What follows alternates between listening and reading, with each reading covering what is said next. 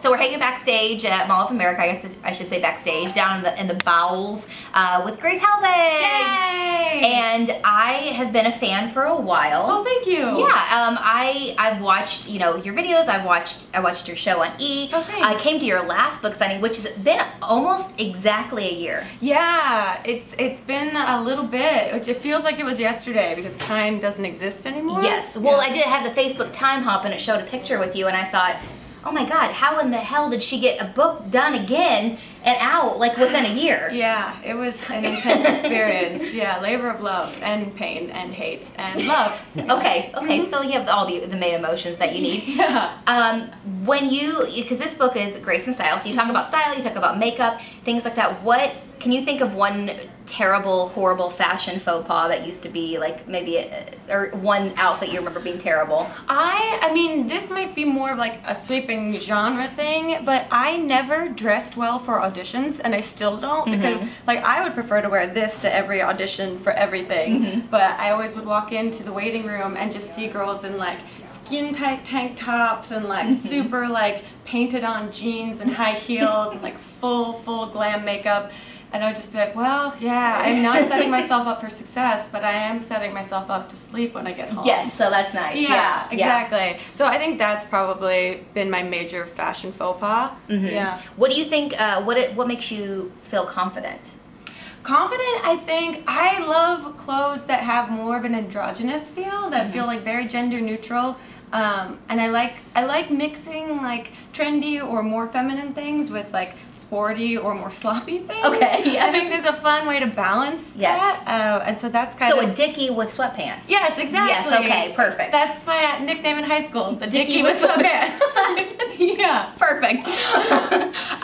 Now, I also want to, because we were talking a minute ago about you interviewing people and stuff, how do you stay creative? Because I mean, I do like a radio show and coming up with new bits and ideas every morning. People are like, oh, that's so easy. I wish I had your job. I'm like, no, actually, it's tough. Pretty tough. Yeah, especially when you're doing it every day, right? Yeah, it's crazy. And so it's really kind of, you know, it's like exercising your brain, I guess. What was really helpful for me early on was taking a lot of improv classes and performing improv, because that really teaches you the art of not overanalyzing and just saying yes to ideas and then building on them and seeing what you can find and really exploring rather than trying to make the perfect idea. Yes. I think for me it's also really helpful to watch inspiring people online and to take breaks when necessary. That's kind of the biggest lesson I've learned in the last year, is that you do burn out. The brain cannot sustain forever being creative. Yes. So it's important when you feel like you've output so much to take some time to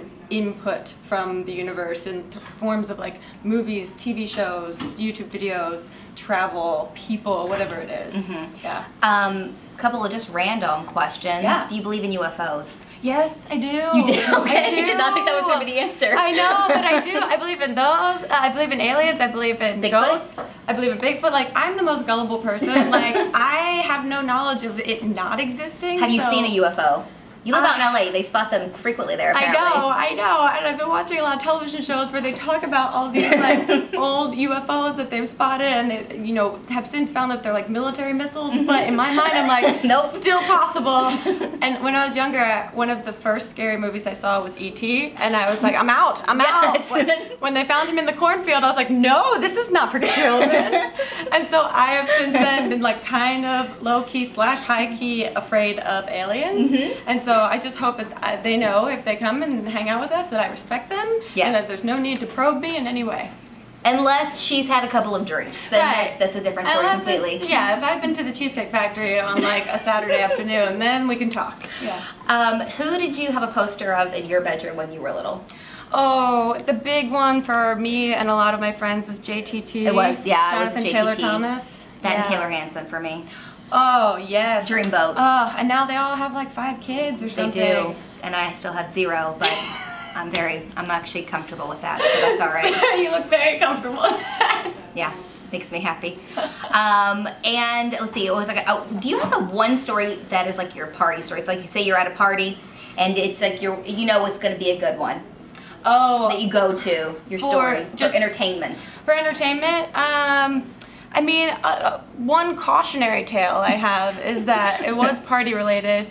I was at a friend's party all day that ended up being just a casual invite of a bunch of people watching football on a Sunday afternoon and turned into like 30 people by the end of the night, like really wasted, like jumping over couches and doing acrobats. And I went to find the dog and went to pet the dog of the house and tripped over the dog and cut my head open.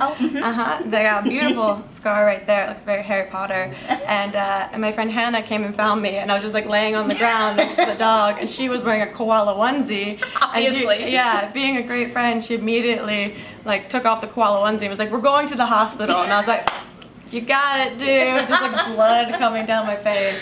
Yeah. All right. So never go looking for a dog at a party. Yeah. Is the lesson. Yeah. I mean, look for the dog if it's not near the stairs. Okay. Yeah. Okay. Valuable lesson.